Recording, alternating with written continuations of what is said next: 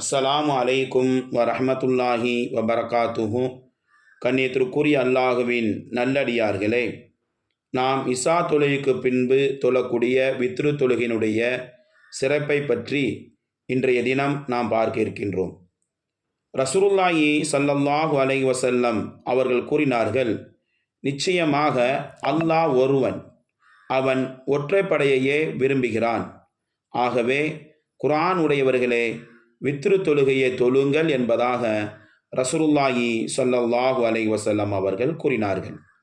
மற்றொரு நபிமொழி, ஜாபிர் ரலியல்லாஹு தஆலா அன்ஹு அவர்கள் அறிவிக்கிறார்கள், யார் கடைசி இரவில் எழ முடியாது என பயப்படுகிறாரோ அவர் ஆரம்ப இரவில் வித்ரு தொழுது கொள்ளவும், யார் கடைசி இரவில் தொழ ஆசைப்படுகிறாரோ அவர் கடைசி இரவில் வித்ரை தொழவும்.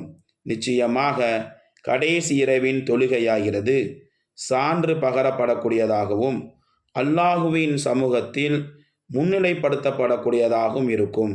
ஆகவே வித்திரை கடைசி இரவில் தொழுவதே மிக சிறந்ததாகும் என்பதாக ரசூலுல்லாஹி ஸல்லல்லாஹு அலைஹி வஸல்லம் அவர்கள் கூறினார்கள்.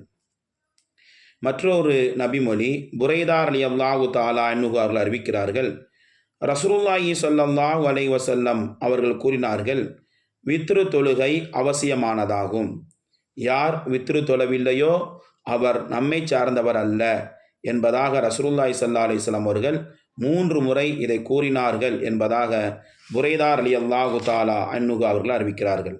ஹதரத் அலி ரலியல்லாஹு தஆலா அன்ஹு அவர்கள் அறிவிக்கிறார்கள், வித்ரு தொழுகை ஃபர்லாக்கப்பட்ட தொழுகையை போன்று கண்டிப்பானது.